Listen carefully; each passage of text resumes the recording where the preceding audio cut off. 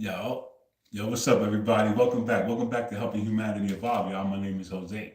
How's everybody doing today? Hope everybody's happy and healthy. Hope you guys meditate and connect in the source, bro. You know, we love you. We miss you. We want you to come home. You know what I'm saying? Quick shout out, man. Shout out to my subscribers. I love you, man. Shout out to Source. I love you, God. You hear me? Shout out to my ancestors. Shout out to my archangels, my angel gods, my demon gods, and my spirit gods. I love y'all, bro. Shout out to the universe. Shout out to the Galactic Federation. Shout out to Trippy Everything. I fucking love y'all, bro. So listen. It's Wednesday, September 17th, y'all. It's 4:12 a.m. I ain't been live in like 6 days, but actually, I went live Saturday on the gram. I was performing, bro. You know, I'm living with a hater, bro. So this bitch cut the Wi-Fi off on me, bro. But I was able to get back on. I got back on. I did like a 10-minute performance.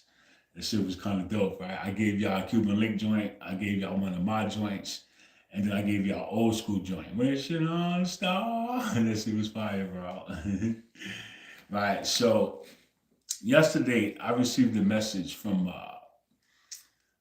it was a good message, bro. And this is why I'm here, because I'm gonna give it to you.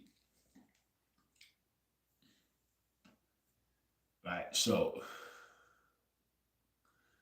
uh we could talk about my mushroom journey. I had a mushroom journey, right? I went on a mushroom journey Saturday. Now, my boy gave me 2 grams of what he had, right?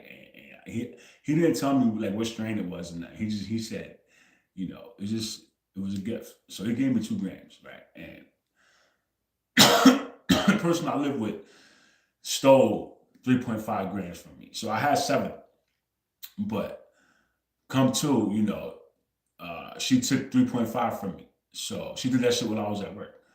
So I had 3.5, and then my boy gave me 2. So I did 5.5. So I had an outstanding journey regardless, because, I took my shrooms at like 11. And I think I came back about 7 o'clock. Bro, it was like 7 o'clock when I came back, bro. Right? And that shit was fucked. I got married to a ghost. I married a ghost, bro. Listen, I'm married. I'm legally, well, I'm spiritually married, but I got married, bro. I got married to a spirit, bro. I don't even know who she is, bro. I have no idea who she is, bro. But she's here. She's here full force, bro, because I felt the energy, bro. So whoever you are, just know I love you, bro. You know, if you're watching me, bro, I love you, bro. I felt your energy. You blew me away with that shit. Holy fuck, bro. Who are you, bro? Who are you, bro? Right? Who are you? Where are you, bro? That shit is crazy, bro. I had so much fun. We had so much fun, bro. Right? So a few things, right? Real quick, bro. I don't know if there's anybody else on a spiritual journey, the way I am, but if you are, you need to know a few things, right? And the first one you need to know is you are where you're supposed to be, right? There's no deadline you miss. You don't have to worry about running late. You don't have to worry about doing something wrong, making the wrong turn, or doing something that you can't fix. You understand? There's no wrong way to do this journey, bro. There's no set path. There's no set nothing, bro. So you're allowed to make mistakes and recoup from these mistakes. You're allowed to, you don't have to worry. Like, don't stress yourself thinking that because, oh my God, these energies are coming in on this date. I have to be, and start putting yourself into a panic. You don't have to do that, bro. Listen to me. Just go with the flow, bro. Just go with the flow. Keep doing what you're doing. Keep going. You're fine. You're fine, bro. Just understand that any narratives that they try to push, on social media. Super villain, yo! Shout out super villain. How you doing, bro? Ain't seen you in a while, man. So I forgot what I was talking about, bro. Oh, okay.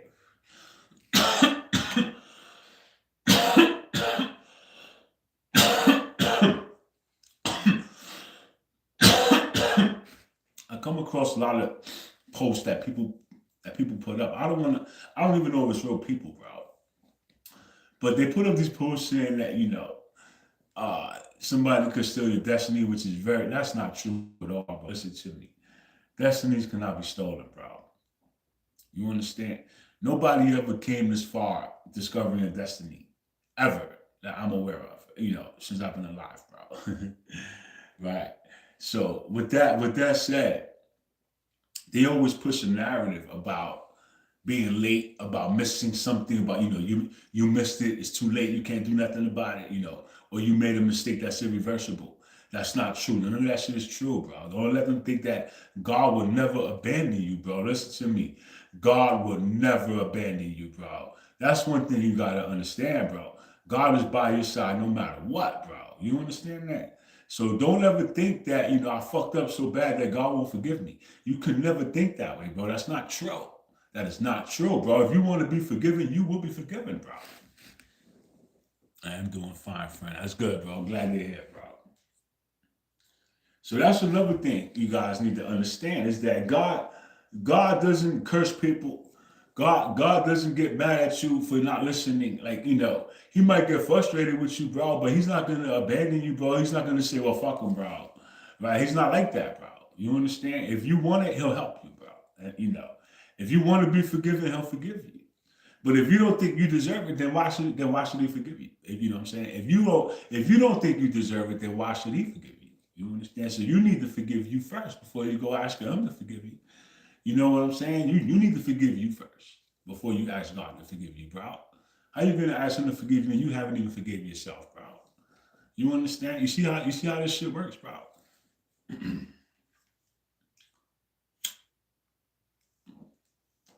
So I be talking my shit when I be rapping, right? I don't know if y'all heard my new song, bro.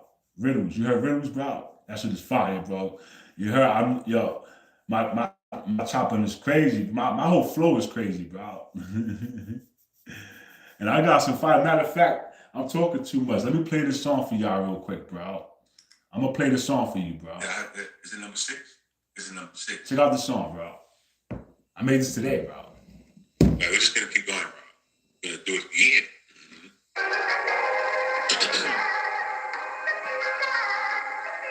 It'd be nice if you started it from the beginning, bro. Hey, what the hell are you doing, bro?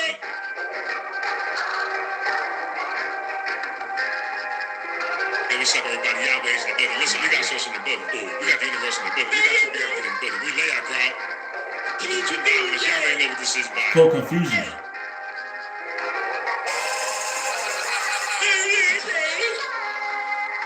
Let's go. I don't need no more confusion. Give me confusion. It's confusion. Really confusion. That's all I'm gonna get in y'all. This is evolution. Let's go. This is evolution. Give it up for Yahweh. Make the song. What about confusion? This world is full of illusion. Energy intrusion. So what am I to do, man? I can feel you inside of me. No, I ain't tripping, so I'm scared and violent. Somewhere, creeping in my head. Set a refreshment. Me gliding. My best assessment. I don't know who you are, but I keep on guessing. The journey is bizarre. You know I'm sure it's descending. Inhibitor is far more than independent. But I'm a superstar. I'm gonna get my presence. And let me know who you are. But meditation really answers questions. It's something out of the wall. We give it spiritual lessons. And I can do a bar. All the confessions. Let's go. We coming, y'all. We ain't far. This is my new profession. I am bizarre. I got professor. Wizards at war. I got the parents' word. I was invented. That I be stranded all alone on this planet. I get like a friend. Sir, we stacking these pallets. This ain't no palace. I'm a check with my talents. I'm a selling my balance. You know I'm keeping my balance. I got my talents with this callous on hands. We drinking gallons. Yeah, we getting these bands. I know shit happens, but we're taking our name. You hear that happening universally, man. Let's not be yapping, man. I'm sitting in this jam. Let's be the slapping. I understand. That's why I'm rapping, cause I'm out of my slang. Lyrics are everywhere. We ain't no land. We always trapping y'all. Speak from the skin. From the scan. Always attacking till I'm done with the grams. The slam. So I'm never lacking. Like, damn. This fool is really lasting. Word. I ain't here to worry. So still love.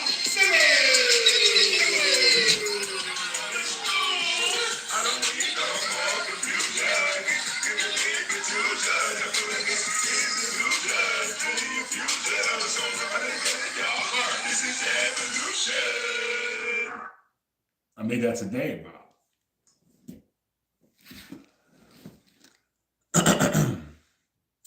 Have you ever thought of writing your own message instead of getting it from other sources? I'm really interested in this. All right, so that's a good question. That's a good question, supervillain. Let me explain to you how this shit works for me. You understand? I'm a member of the Galactic Federation. I'm a representative of the Galactic Federation. You understand? I don't get my information from outside sources. I get my information from within. You understand? But I do give the message from the stars. I always give the message from the stars, bro. You understand? Because it's important. And it's the Galactic Federation's message. So I'm representing my company, right? I represent the Galactic Federation. It's like, I have to be the face. I have to give you the messages. Now, there's already somebody doing it for them, but I'm bringing it to my audience. You understand? I'm bringing it to my audience, bro. I made it a part of my show. They are a part of my show. You understand? And with that, I do give my personal experience and I do give my personal messages. You understand? I just don't do it all the time because it's not for everybody. It's for me. So I do share my experiences. I share everything with you guys, but certain things I just don't. Right? Like I just told you guys, I got married to a ghost. I'm married to a ghost, bro. I got married to a ghost in my last journey, bro. I've been celebrating. I've been celebrating a wedding for the last 2 weeks, and I don't even know who I'm married to, bro. I don't even know who she is, bro. I don't. All I know is she's a ghost. You see, but that's an experience that I had in the spirit realm. You understand? I had that experience on meditation, bro. So, this is why I guide you guys in meditation all the time, bro, because once you get tapped in, bro, you're going to understand. You're going to start to understand, bro. And another thing, supervillain, I used to watch more people other than Galactic, the GFL. But through using my discernment, bro, listen to me. You listening to my feelings. It shot me down to one channel, bro. This is the official channel. Everybody else is bootleg, bro. You understand? And that's another reason why I bring you the message.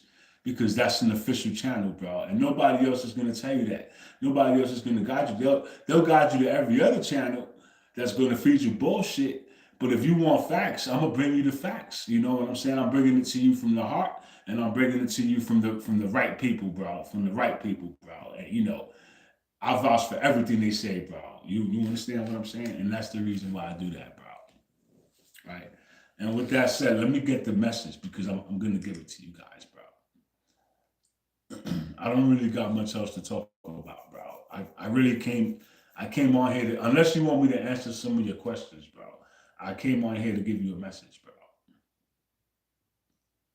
I started having seizures like a few years ago, and he got me on methylene blue. That Blah, blah, blah. All right, so the question is, are we in a simulation? Did you hear me? The question is, are we in a simulation? Right?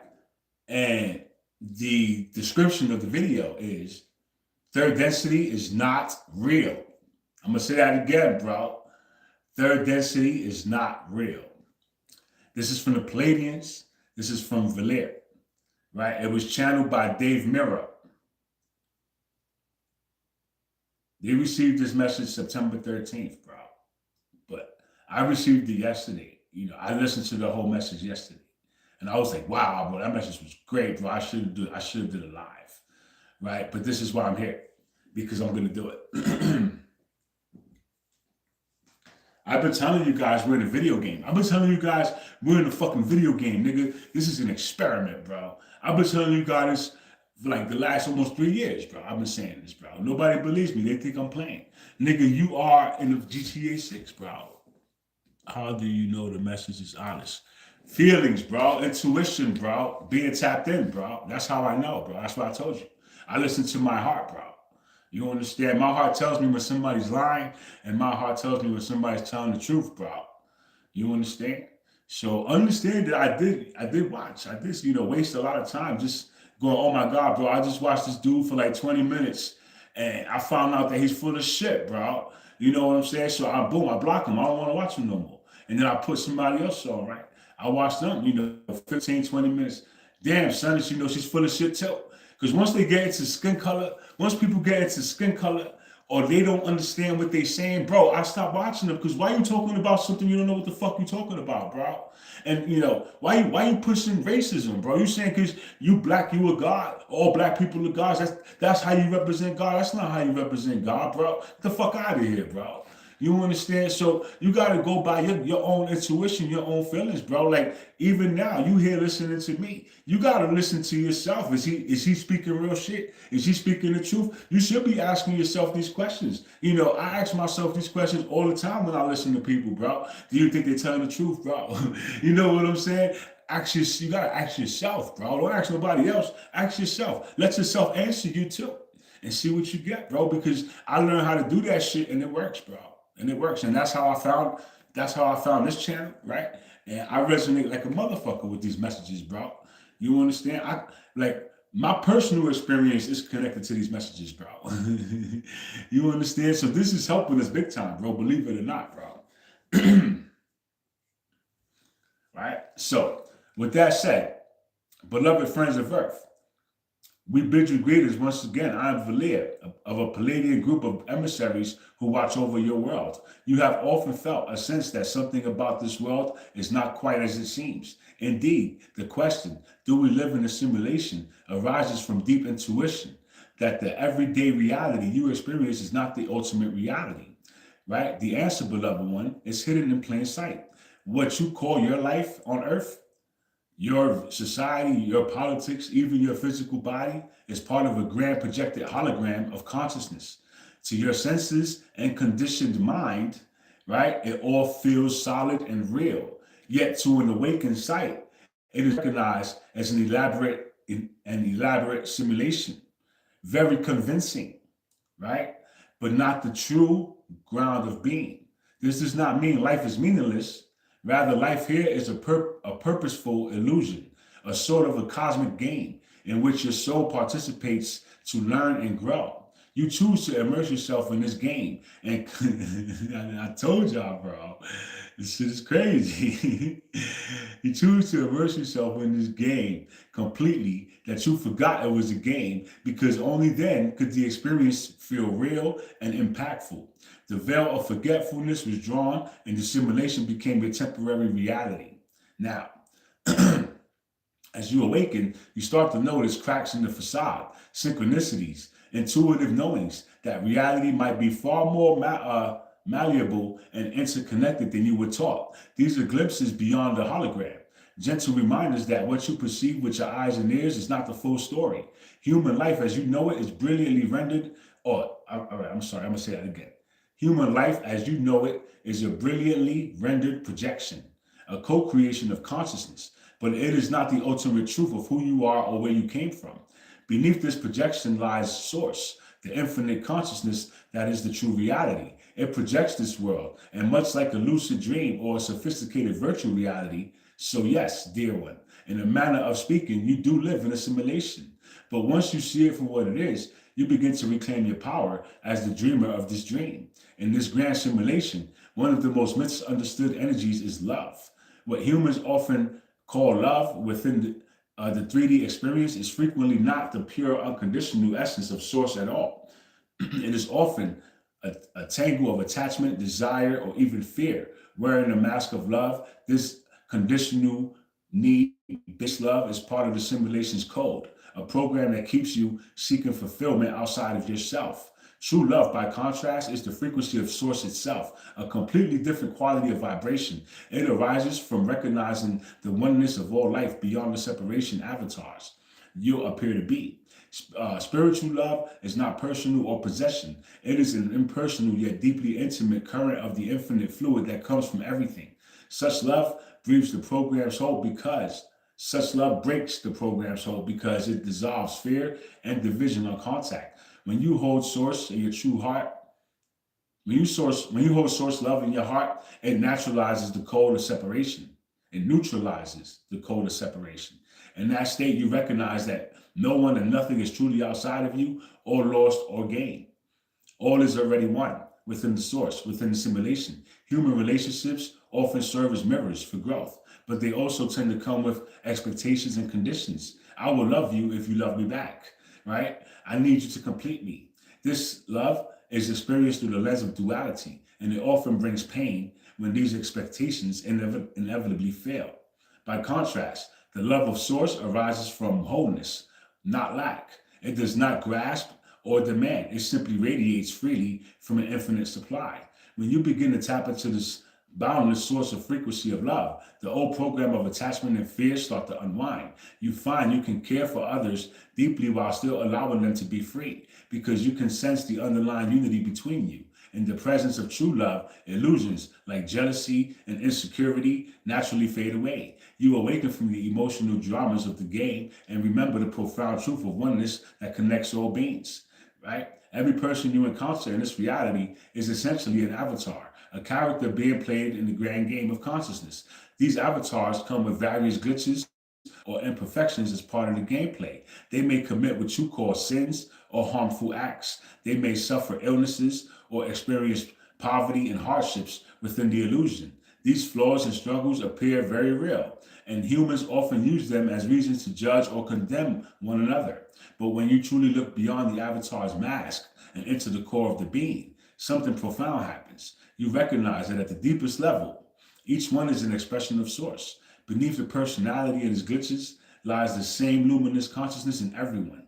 That is the core code from which all avatars are projected, no matter how obscured it might be by the outer drama. In this light, judgment begins to dissolve. How can you condemn or hate someone once you sense that their misdeeds or faults were the result of a temporary programming glitch rather than an evil in their soul? You start to view what you once called mistakes or misalignments with their true nature, issues to be corrected or healed, not reasons to close your heart. Forgiveness then ceases to be difficult, moral striving, and becomes a natural consequence of clear seeing. You simply stop believing that the avatar story is the ultimate truth of that being. You realize that nothing done in the game has truly harmed the immortal soul. This understanding lifts a tremendous burden from your heart and brings compassion. You might even smile as you recognize how convincingly you once played roles of victim and villain, when behind it all there was only oneself interacting with itself. As you continue to look past the outer roles people play and acknowledge the source within them, you set them and yourself free. You relate to others as rays of the same sun. The weight of judgment falls away, and in its place rises a liberating truth. Only the love and light behind the form is real. Everything else is a part of a grand play that you can now see through. Meditation is one of the most direct ways to step outside the simulation's coding and glimpse the truth beyond it. In your daily life, your attention is usually absorbed in the external world. The flickering images on the screen of the hologram. Meditation invites you to pause the outward focus and turn your awareness inward toward the source that sustains all of it. In doing so, you officially slip into the space between the frame of the cosmic movie.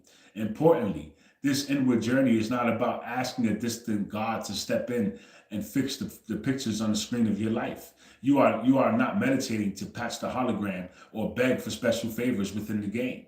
Instead, you meditate to commune with the very foundation of reality. The luminous presence from within the hologram is projected. In the silence of true meditation, the layers of illusion begin to thin. Thoughts quiet, sensory impressions fade, and the usual storyline of the world recedes. You find yourself touching something vast and alive, the pure beingness that you call source. In that deep stillness, you may sense that there is indeed only one power, one pure light animating everything. This realization might not come as words. It can be a subtle feeling of unity, a profound peace or love that seems to glow from within for no external reason. Even a brief glimpse of this one power running through all of existence can shift your perspective dramatically. You return from such meditation knowing, not just intellectually, but experientially, that the material world is a play of shadows and light upon a deeper reality. And each time you enter this inner sanctuary, you strengthen your connection to source, making it easier to carry that clarity and centeredness back into the simulation of everyday life. Now, there is a tremendous power in simply being, in resting in the pureness of source without trying to force specific outcomes. In this simulation, you are conditioned to constantly chase results, to fix one problem and then the next problem, right? Always manipulating the pixels on the screen of life. But have you noticed the more you micromanage the picture, the more entangled in the game you become, right? True mastery does not come from frantic fixing, but from alignment. Imagine your life as a movie playing on the screen. If the scene appearing is chaotic or unpleasant, you could rush up to the screen and try to rearrange the figures by hand, a futile effort. Or you can go directly to the projector and adjust the film or the light. The projector in this analogy is source, right? The one consciousness projecting all experiences. When you connect to that projector through the inner stillness and trust, the images on the screen of your life naturally begin to shift toward harmony. Yo, what did I say? I said like maybe 8 or 9 months ago, right? That we don't see through our eyes. I was telling you guys that when we look through our eyes, we're not seeing shit out here. You know what I'm saying? The pineal gland is projecting what you see. So the movie actually, like everything that you see actually comes from back here, bro. Everything that you see out here in front of you comes from back here, bro. Do you understand that? It comes from back here. I said that, bro. I said that, bro. And I was like, I want to learn how to control that part of my mind, bro, because that controls everything out here, bro. I said that, bro, like almost 8 months ago, bro. I even got this whole fucking tapestry thing up here that I could explain this whole shit to you, bro. Right, I'm gonna keep going though.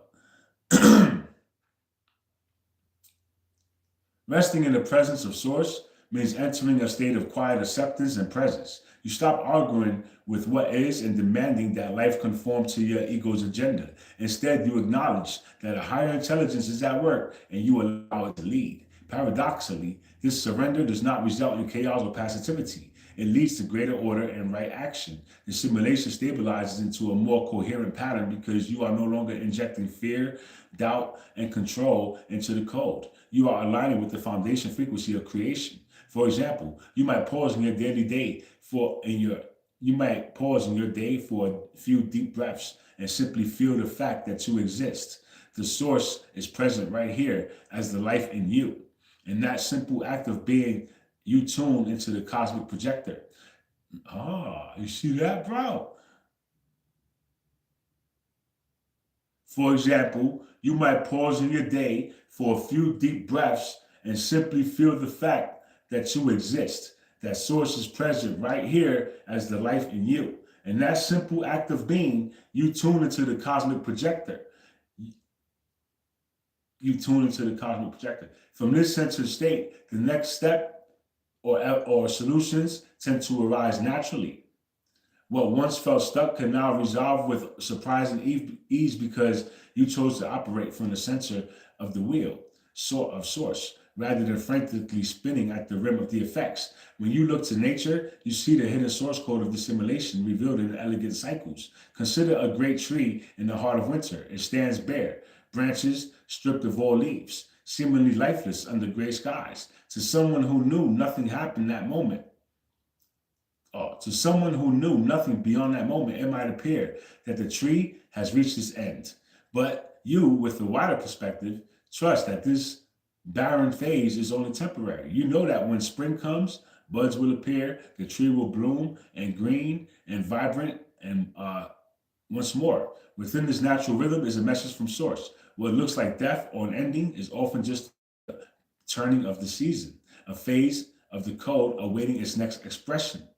The principle of death and rebirth, of dormancy and renewal, is woven into every aspect of the physical world. Day surrenders to night, but dawn inevitably returns. The moon fades to a silver and then grows full again. The moon fades to a slither and then grows full again. Tides recede only to surge back. Life expresses itself in pulses and breaths of in and out. Source uses these patterns to gently remind you that loss and gain, silence and activity are all part of a divine choreography rather than random events. Human eyes sometimes get deceived by appearances, focusing on the cold winter of assimilation and fearing that it will last forever. You mourn the ending and forget the promise of renewal. But nature is a living scripture that encourages us to trust the unseen continuity. The tree may look dead, yet life still flows in its roots, gathering strength for the spring. In the same way, when some aspect of your life appears to barren or feel hopeless, know that a new phase is already permeating beneath the surface. Trust the rhythm that source have set into action. Instead of despairing at the empty branches of the present, remember that the next blossom, the next abundance is not a matter of if, but when. By aligning with these natural rhythms, you move in harmony with the fundamental code of creation, and the simulation reveals this reliability and grace to you. Abundance in this universe is an impersonal law, as steady and impartial as sunlight. Notice how the grass grows freely outside, both the humble hut and the grand palace alike. Rain falls on the fields of the kindly and the unkind without distinction. The source that sustains life does not withhold its bounty based on the human's labels of deserving or undeserving. In truth, scarcity is not a decree of the universe, but a condition manufactured in the human mind, a result of what you might call a two-power glitch in the simulation's programming. This glitch is belief in duality, the notions that there are opposing forces of good and bad, abundance and lack, battling for control. When you believe that some power other than source can block your good, be it the economy, fate, or any external condition, you inadvertently disconnect from the natural flow of provision. It is as though a bug has been introduced into your personal code that says, I cannot have enough. And so the hologram dutifully projects situations of not enough. Yet look again to the natural world untouched by these human beliefs. Do wild flowers worry if there will be enough rain? Does the oak tree compete with the pine for sunlight? Yeah, that's hilarious, bro. Does the oak tree compete with the pine for sunlight, bro? This is how you motherfuckers are, bro. Hold on. They simply grow, trusting the implicit abundance provided by source. When you align with the truth of one power that in reality nothing opposes the infinite source, then abundance can reveal itself in your life as well. This alignment often happens through a quiet inner shift, releasing the fear that life is a battle and embracing the knowing that life is an outpouring of good. As you do this, you may find that what you truly need comes to you with far less struggle. Opportunities appear, support arrives at the right moment, and material supply flows from unexpected channels. This isn't luck or favoritism. It is the law of abundance reflecting your state of consciousness. When your inner code says, I am one with the limitless source, the outer simulation responds by presenting experiences of wholeness and plenty. Life in the simulation unfolds in waves and cycles, a series of expansions and contractions that follow a divine rhythm. You will experience seasons of abundance and activity, and you will also experience seasons of barrenness, stillness, or apparent chaos. At times, everything seems to flow effortlessly. At other times, nothing you attempt seems to work out. It is important to realize that these are the flows are not random punishments or rewards. They are the heartbeat of life in this realm. The rhythm set in motion by source cannot be broken or escaped. It can only be understood and embraced. Every contraction precedes a new expansion, just like a tide must recede to gather itself before the next surge. Your life often pulls inward before a fresh leap forward. The void you sometimes face for a period of silence, loss, or confusion is not an empty wasteland, but a fertile ground where the seeds of your next chapter are quietly germinating. Think of a baby's birth. These are intense contractions, a pause, and then the miracle of a new life emerges. So it is with any creative process or personal transformation. Challenge and stillness often herald significant breakthroughs. Knowing this, you begin to develop patience and trust in the timing of things. When a barren season comes, you no longer panic or conclude that you've been forsaken. Instead, you recognize it as a natural part of the cycle. You might even welcome it as a time to rest, reflect, and realign with source before the next wave of growth arrives. This perspective is a mark of the simulation mastery, outstanding the cosmic rhythm so deeply that you remain centered through both the highs and the lows. In joy, you are grateful, and in hardship, yet you still remain quietly confident, knowing that the pendulum will swing back toward the light. Ha ha. By attuning to the inherent rhythms of existence, you move with the current of source rather than against it, and life becomes a dance of balance and grace. Much of humanity has been taught to pray as if petitioning an eternal deity for favors. But this approach often leaves one frustrated and wondering if anyone is listening. If you think of life as a cosmic video game, such petitionary player is like a character within the game begging the game itself to change the rules just for them. It is rooted in the perception of separation and duality. Here I am. Here I am, and over there, somewhere, is the powerful God who can hopefully fix this problem for me. This mindset carries an assumption that something outside of you and outside of the situation needs to step in, an assumption that actually reinforces the illusion that you are separate from source.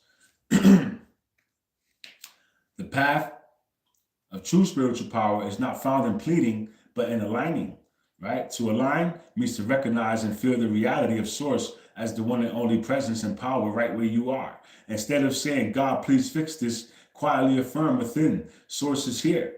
All is fine. And in this oneness, the perfect outcome is already unfolding. In doing so, you shift your consciousness from the level of the problem where you feel small and helpless to the level of the solution where you remember you are one with the infinite. You are one with the infinite.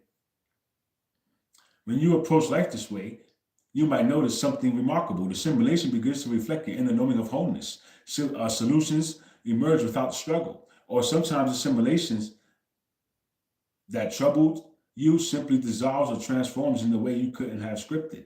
This isn't magic or favoritism, it is the natural mirror effect of the hologram. The outer world must readjust to match the new vibration you are holding. In essence, what people call answered prayer is often just a result of having moved into and aligned with what was true all along. By acknowledging source as an omnipresent and your unity with it, you stop asking life to change and start allowing life to reveal the harmony that was already possible. The world that you perceive around you is just a fixed objective stage, which you are simply a tiny actor. It is like a mirror that reflects the play of your own consciousness. In truth, you do not live in a simulation so much as the simulation lives through you. Your mind, emotions, and beliefs act as a projector, casting the hologram of your experiences outward. You understand that? Casting everything outward, bro. So everything you see is actually coming from here. It's coming from here, bro. That's crazy, right? That's some wild shit, right? It's like being, bro, it's crazy, bro. Your eyes are like television screens, bro. Your eyes are television screens, bro. Right? Movie theater screens, bro. How do you, okay, that's very interesting. Yo, Mr. Shadow, what's up, bro? How you doing today, bro? Good to see you, bro. I'm giving this message, bro, telling you we live in a simulation, bro. But it's not coming from me. It's coming from Galactic Federation, or it's coming from us, from the Galactic Federation, bro. All right. One who carries, hold on. This is why two people, how did that happen, bro?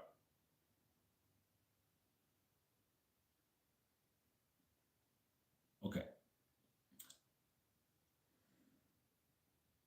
The world you perceive around you is not a fixed objective stage for which you are simply a tiny actor. It is more a mirror that reflects the play of your own consciousness.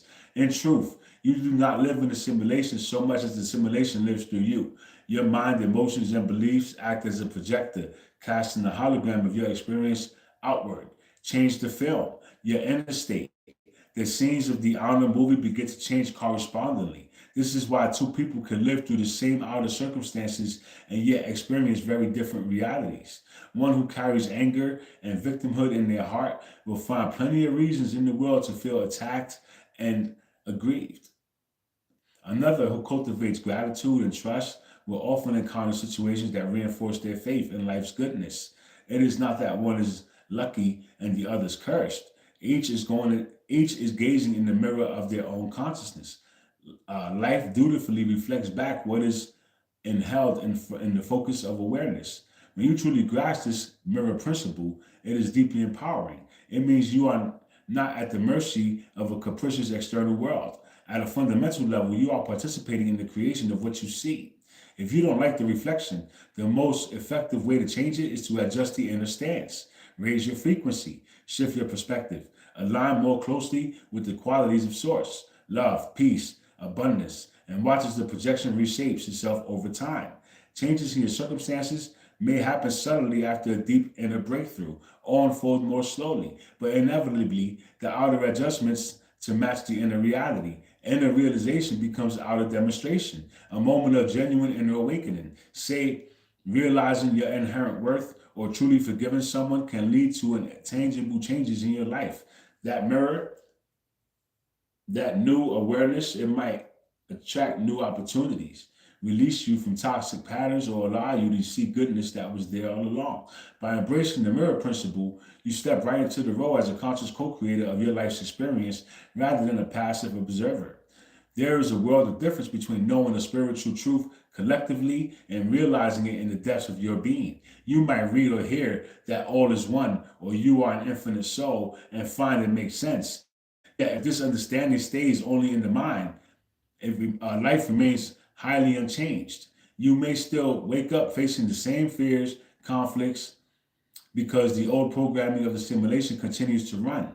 Intellectual knowledge is like knowing a map by heart without ever walking the actual path. Realization, on the other hand, is alive and transformative. It sinks from the head down into the heart and into every cell of your being. It is the difference between reading a recipe and actually tasting the meal. When you truly realize a profound truth, the effect on your personal reality can be immediate and even astonishing. In that moment, the code of your experience often rewrites itself around a new awareness. The change might be subtle or dramatic, right? A long-held grief could lift in an instant of deep understanding, or a chronic illness might begin to heal once you genuinely know your wholeness beyond the body. These are not miracles violating any natural law. They are natural law responding to a shift in consciousness. If you find yourself learning the same lesson over and over without ever seeing external change, do not be disheartened. Each encounter with a higher truth is a step closer to integrating it fully. Keep welcoming the insight, reflecting on it, and feeling onto it. One day, perhaps when you least expect it, that concept will ignite into a living realization within you. And in that sacred moment, the walls of the old simulation begin to crumble, revealing a freerity shaped by your awareness. The challenges you face in life, whether financial struggles, health crisis, heartbreaks, or conflicts, are not arbitrary punishments. They are more like carefully designed puzzles placed on your path by your oversoul, higher self, in cooperation with Source. The purpose is not to make you suffer, but to prompt you to grow and guide you inward. Each problem carries a question. Where will you turn for the real solution? To the ever-changing external conditions, or to the stable center of the Source within? When a problem strikes, the human tendency is to try all the familiar fixes, to control, to resist, to escape. But often those maneuvers bring little relief. It's like trying every obvious answer to a riddle and finding none that solve it. That very frustration, that sense of hitting a wall, is by design. It nudges to look beyond the usual 3D approaches and seek a higher perspective. When you finally burn within and ask for true guidance, essentially saying, I'm ready to do this, I'm ready to see this differently, I'm ready to remember Source is here, that's when the puzzle begins to unravel. Each discord or lack of assimilation ultimately points you back to the truth that Source is the only real power and supply. A financial shortage pushes you to realize true supply was never just money, but the infinite spirit that can manifest abundance in many forms. An illness drives you to see that genuine life and wholeness flow from the divine source beyond, from the divine life force beyond just the physical body. A conflict urges you to seek the peace that comes from recognizing our underlying unity. In this way, problems serve as catalysts for awakening. They jolt you from complacency and push you to turn away from the flickering shadows of appearance and reconnect with the steady light within. Often, once the lesson is learned and the inner shift is made, the outer problem resolved or simply loses its grip on you. The puzzle has done its job and you emerge more aligned with your true self. Among the insights one can have, there's a kind of master key or a cheat code in assimilation. The deep knowing that your true self and source are one and the same, are one and the same. Do you understand those words, bro? Listen to me, Mr. Shadow. I'm gonna say it again, bro. Mhm.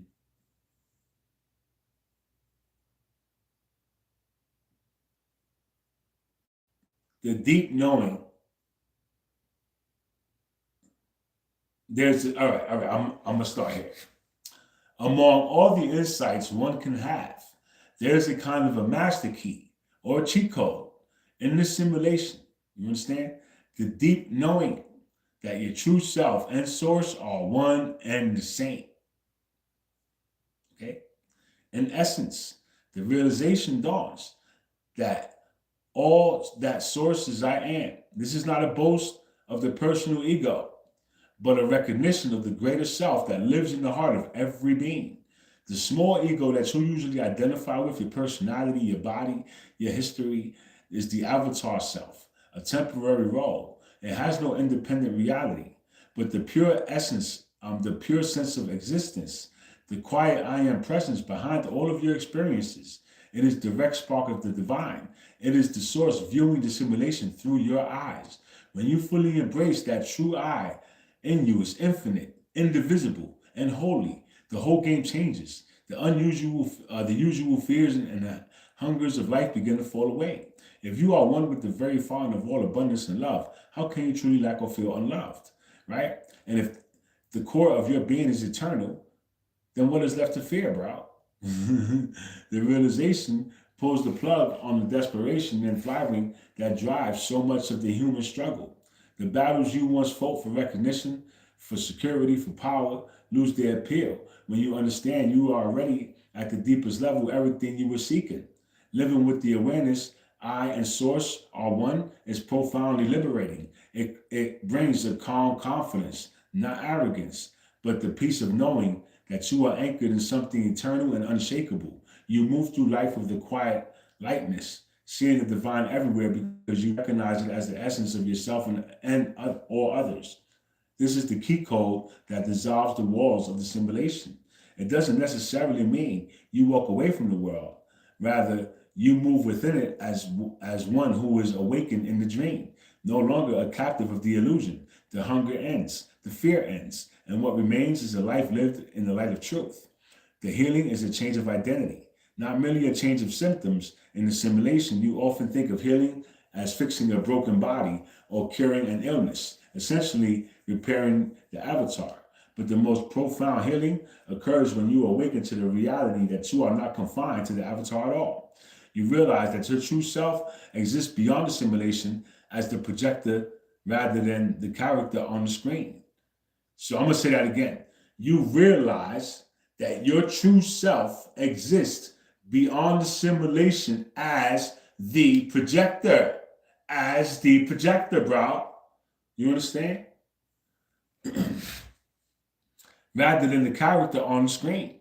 This shift in perspective can lead to what appeared to be miraculous changes in the avatar's condition because the very foundation of the illness, the false belief of separation or limitation, has been removed from the code. Addressing illness solely on a physical level can bring temporary relief, but if the underlying program of fear and false identity remains, the imbalance often returns or reappears in another form. Lasting healing dawn when you recognize, even for a moment, that this condition does not define me. It is not who I am. In that instant, you step back into the seat of the observer, the one connected to source, and you can see the body in this condition as part of a passing storyline. This is not a denial of the body's experience, but a profound recontextualization of it. You remember that who you truly are cannot be sick or broken because it is one with the wholeness of source. Yo, that's how I felt when they told me I had diabetes, bro. I was like, there's no way, bro. There's no way, bro. And nigga, that shit went away, bro. That shit went away. As soon as I stopped believing in that shit went away, bro. I cured my own disease with my beliefs, bro.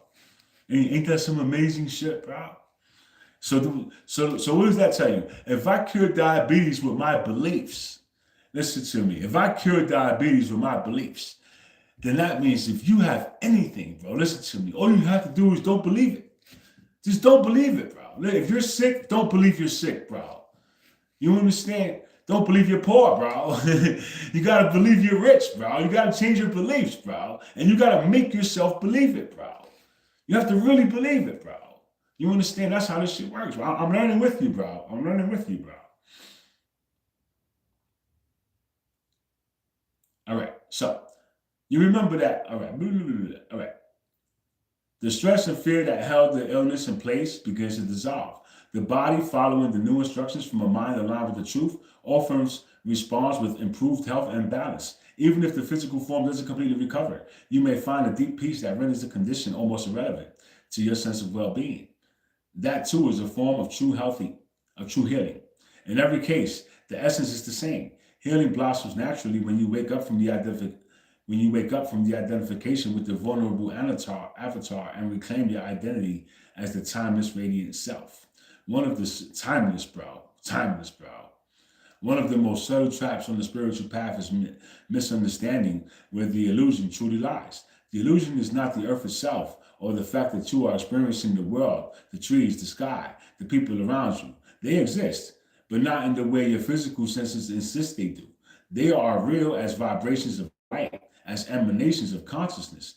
But the belief that they are solid, separate, and have power over you is the illusion. You understand?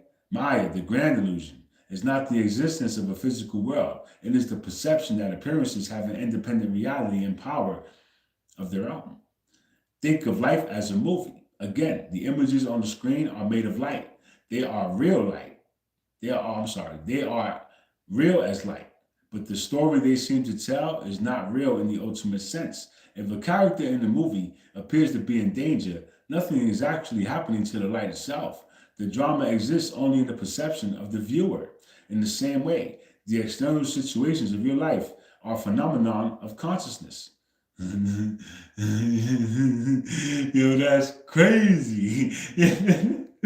Holy shit, bro. Hold on.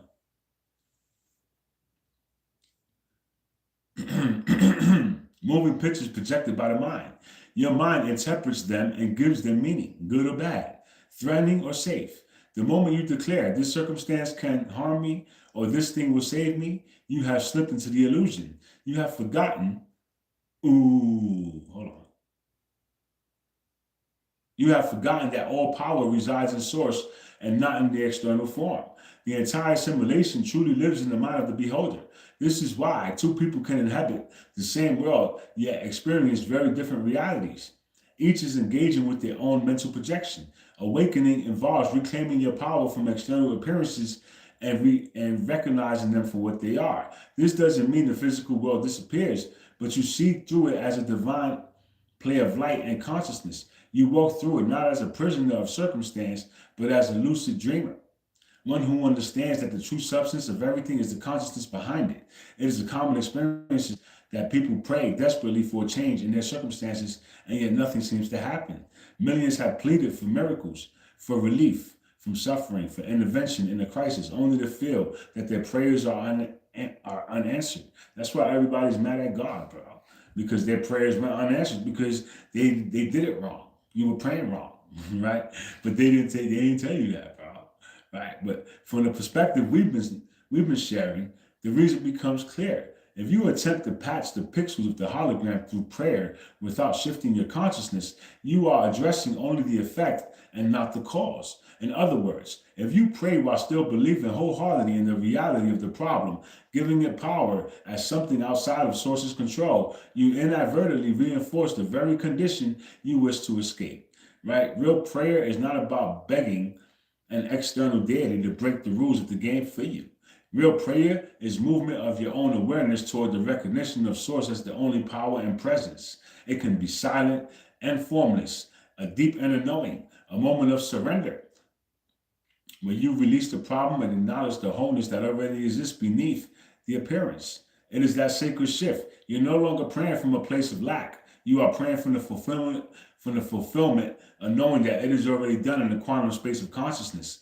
This kind of prayer, which is more like alignment or realization, is powerful precisely because it doesn't do anything to the hologram directly. Instead, it changes the projector, your inner state. And when that projector is adjusted, the holograms must follow. Often you see situations transform in ways that seem uncanny or miraculous. Once you truly let go and let source be what it is, or you may find that what changes first is your perspective, is your perception, the fear dissolves, the anger lifts, and then almost as an afterthought, the external resolution comes into view. In truth, the prayer is answered at the moment you transcend pleading and step into trust and oneness. This is when the laws of dissimulation bend to the higher law of grace. Your physical body, remarkable as it is far more than a package of flesh and bone. It is living light. It is a living light interface between your soul and the material world. To your five senses, it appears solid, vulnerable, and subject to aging and decay. It can feel pain and it ages over time, right? Facts that seem to confirm that it is merely a fragile vessel. Yet, in truth, your body is condensed light and consciousness, a sacred temple housing the living presence of Source. While you journey into this realm within each of your form, the spark of that source energy quietly resides, orchestrating life unseen. Now, hold on. I'm going to stop there for 1 second, bro. Your body is the temple that houses Source. Do you understand? Hold on, bro. Hold on, bro. Your body is the temple that houses Source. Meanwhile, they got you going to churches looking for God, bro. They got everybody going to churches looking for God. Nigga, God is right here. He's always been right here, bro. You are the temple. You are the church. You understand? You are the church, bro. That's why I give church, bro.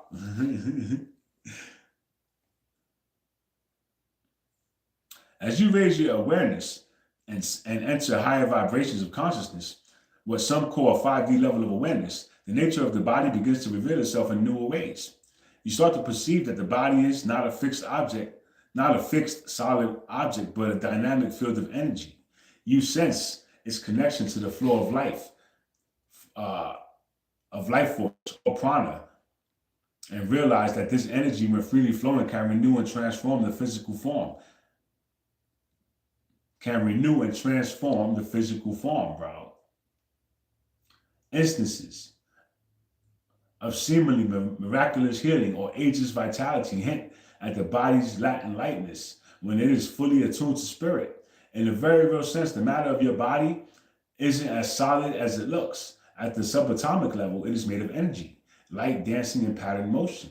The more you identify with your light self, the more this understanding becomes a living experience.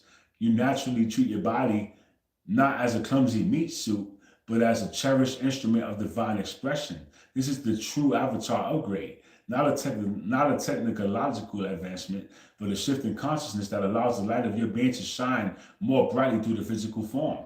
Over time, even the body's condition can reflect this shift in the subtle ways of vitality, resilience, and the harmony that come from living in alignment with your luminous nature. Your senses are wondrous instruments, but they do not reveal reality in its fullness. They only interpret it through a narrow lens. Ears do not truly hear sound as it is. They capture vibrations in the air and translate them into nerve signals that the brain interprets as sound. Similarly, eyes do not directly see the world. They receive light waves, and the brain decodes those signals into images with colors, shapes, and depth. In fact, color and sound as you experience them exist only after this translation process. Out in the world, they are merely varying frequencies of energy. For example, a bee's eyes perceive ultraviolet patterns where you see none. A dog's ears detect high-pitched frequencies that to you are silent. When you perceive isn't the whole truth. It is a constructed experience, a kind of coded representation of reality tailored to our sensory apparatus. In the simulation, you rely heavily on these senses and awfully assume that seeing is believing. But in the light of higher understanding, you come to see that the physical sight can be deceiving. The senses present a filtered, simplified version of an infinitely complex field of energy. They are like translators who compress a rich symphony of existence into a tune our brains can manage. This doesn't mean your physical experiences are false. It means there's much more happening beneath the surface of appearances than the ordinary senses report.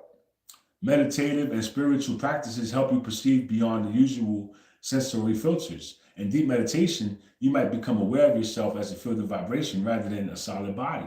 You could sense an inner light or a presence that doesn't depend on your eyes or ears at all.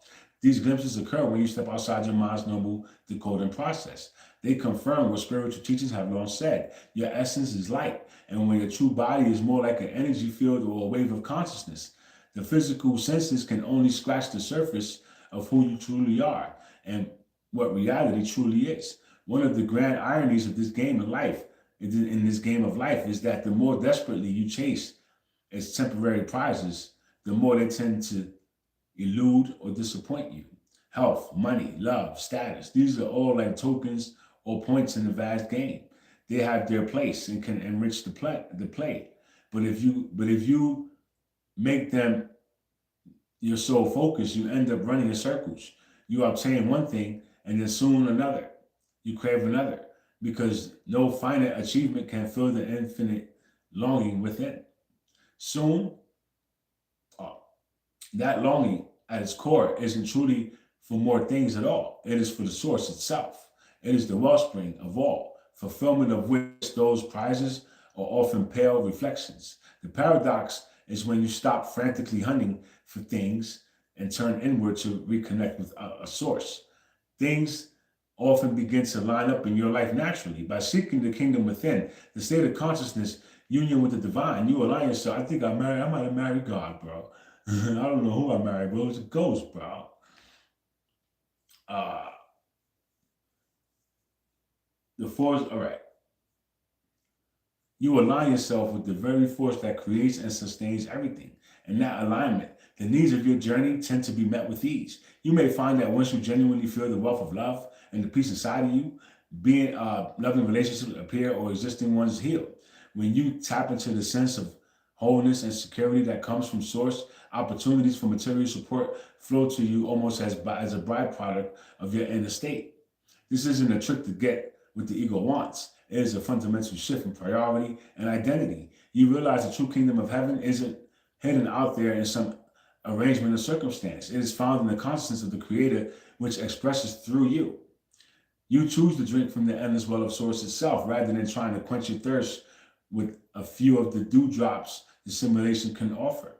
Anchored in that inner fulfillment, you stand in a wealth that cannot be lost. Then, if health, money, or other blessings are needed for your life's expression, they come naturally. And whether they come or go, your joy remains intact, for it is rooted in the eternal. You are living in a simulation. The answer is yes, but with an important caveat. The simulated world is not the ultimate reality. It is Maya, a grand illusion or a cosmic dream created for consciousness to explore and evolve. Awakening is the process of realizing this truth and not just intellectually, but experientially. It is like the moment in a night dream when you suddenly know, this is a dream. This is a dream. Right? You are still in a dream, but knowing it is nature, you cease to be at the mercy of its events. You can engage it lucidly with freedom and creativity. It is the same way to awaken to the human experience is to recognize that you are not the little character you have been playing. You are the vast awareness that is dreaming the character, but it doesn't mean the scenery of life instantly vanishes. Rather, your relationship to it changes profoundly. Yes, life goes on, but you engage with it from a state of freedom and love. The fears of the character diminish because you know that they are based on illusions. The desperate needs and cravings loosen because you have touched an inner fullness that transcends the game. The shift of identity is the essence of what many will call ascension, a rise to a higher octave of consciousness, a more expanded reality. As you awaken, you uplift not only yourself, but the collective dream. The simulation, influenced by the light of awakened minds, begins to transform. More harmonious and enlightened possibilities emerge as if the dream itself is healing because the dreamers are remembering. Yet even these positive changes in the outer world are secondary to the fundamental realization that you are and have always been the timeless consciousness, a spark of source having a temporary human experience. The game has been a valuable teacher, but you are now graduating from it. An awakening from the drama from the dream. You do not lose the world, you gain yourself. You move through life with eyes open, knowing that the truth of who you are, you become the lucid dreamer carrying the wisdom of your journey and the light of source wherever you go. We are with you always. We are with you always. Always. And with eternal love and solidarity, I, Valia, and the entire collective of Palladian emissaries embrace you in our hearts. Farewell for now. We shall meet again through the light of your own. I love you, bro. Thank you, bro. That was a beautiful message, bro. That was a beautiful fucking message, bro. So hit the like button if you can, bro. Right? Like and subscribe and share. You know, let people know we live in a video game. This is not a joke. This is the truth. This is facts. If you guys want to ascend with us, if you guys want to go to the fifth dimension, you're gonna have to start to accept these facts, bro. Right? And I'm leaving the life here, bro. I'm tired of the humans on the planet.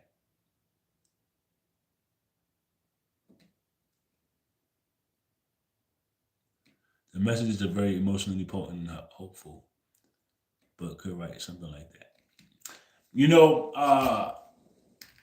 supervillain. Maybe one day, right? When I get more, more out there, and I'll start to write my own messages the way you're speaking, right? In the meantime, I just talk my experiences and talk to people. I answer questions, right? I do have all the answers, bro. And if I don't, I go into meditation and I get them for you, bro. You understand? So no matter what, I'll get the answers, bro. I'm not gonna lie to you though. I'm not gonna sit here and tell you I know the answers off the top of my head. No, sometimes I have to go ask God. Sometimes I have to go meditate, bro, and figure shit out.